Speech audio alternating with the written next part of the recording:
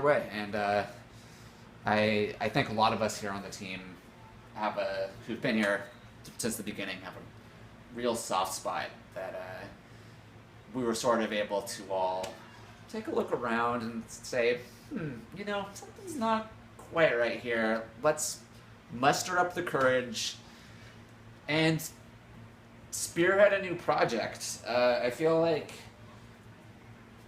we were younger, we had a little more edge, we were younger and more attractive, and that played to our advantage. But we also were naive. We were wet behind the ears, green as a swamp. That's what they say, and it couldn't have been more true. We all really had a lot of learning to do, but we learned on the field. And that's the real point, is that we got out there. I'll never forget my first consultation. I took a ride from the Bay Area down to LA for the first project Constellation. I had like 30 cents to my name, and I was desperate for donors. We needed to get a new team together because, like a soggy paper towel, the infrastructure of our first team had eroded, and a couple of key ingredients had fallen victim to gravity.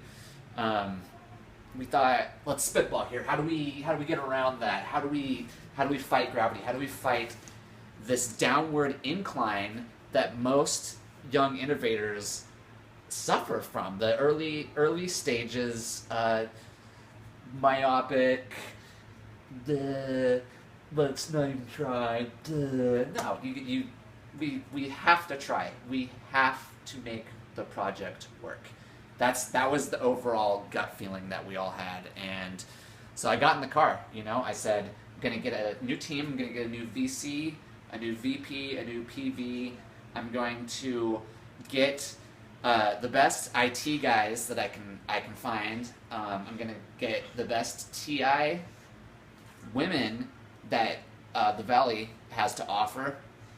I'm gonna scout out at places. I'm gonna go to local high schools, local junior high schools, pancake breakfasts, firehouses, abandoned soap plantations, abandoned circuses, anywhere where a ragtag yet dynamic person might stop and spend the afternoon to scribble down a couple of notes that to the untrained eye look like gibberish, but to us as the project we see as being the codex that is going to be mapped onto the fabric of the project, and then reupholster a whole new paradigm.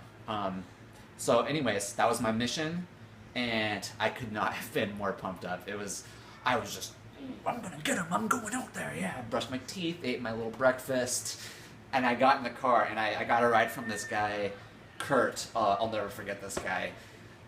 He smoked menthol cigarettes inside the car and wanted the windows up the whole time, and I thought, oh boy, well this kind of stinks, and it did. It smelled awful. It was not a good ride, to say the least. And then he was doing this whole home theater business, so we had to keep stopping places to meet his clients.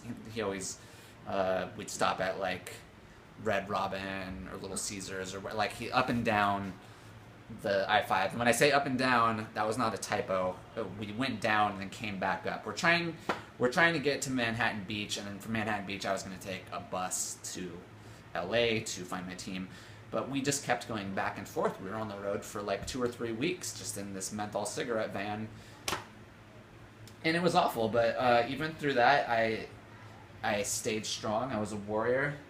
I didn't let my fears mesh with my reality. And I think